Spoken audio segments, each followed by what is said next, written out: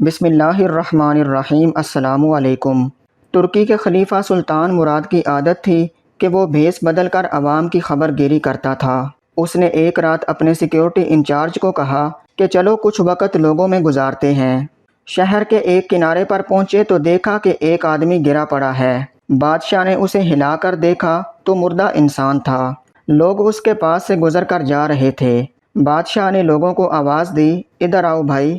لوگ جمع ہو گئے اور وہ بادشاہ کو پہچان نہ سکے۔ پوچھا کیا بات ہے؟ بادشاہ نے کہا کہ آدمی مرا پڑا ہے، اس کو کسی نے کیوں نہیں اٹھایا؟ کون ہے یہ اور اس کے گھر والے کہاں ہیں؟ لوگوں نے کہا کہ یہ بہت برا اور گناہگار انسان ہے۔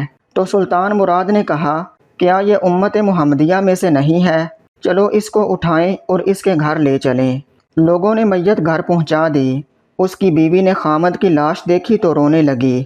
لوگ چلے گئے۔ بادشاہ اور اس کا سیکیورٹی انچارج وہی عورت کا رونا سنتے رہے۔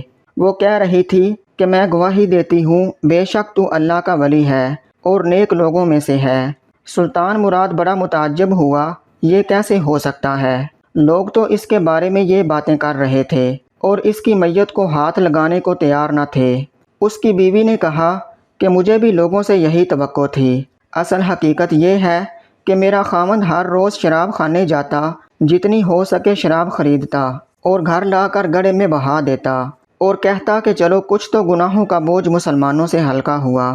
اسی طرح رات کو ایک بری عورت کے پاس جاتا اور اس کو ایک رات کی اجرت دے دیتا اور اس کو کہتا کہ اپنا دروازہ بند کر لے، کوئی تیرے پاس نہ آئے۔ گھر آ کر کہتا الحمدللہ، آج اس عورت کا اور نوجوان مسلمانوں کے گناہوں کا میں نے کچھ بوجھ ہلکا کر دیا۔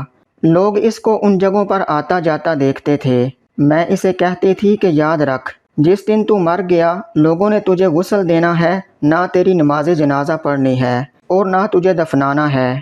وہ مسکرا دیتا اور مجھ سے کہتا کہ گھبرا مت، تو دیکھے گی کہ میرا جنازہ وقت کا بادشاہ، علماء اور اولیاء پڑھیں گے۔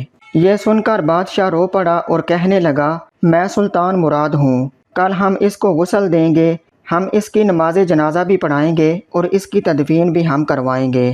چنانچہ اس کا جنازہ بادشاہ، علماء، اولیاء اور کثیر عوام نے پڑھا۔ دوستو، آج ہم بظاہر کچھ دیکھ کر یا محض دوسروں سے سن کر اہم فیصلے کر بیٹھتے ہیں۔ اگر ہم دوسروں کے دلوں کے بھید جان جائیں تو ہماری زبانیں گونگی ہو جائیں۔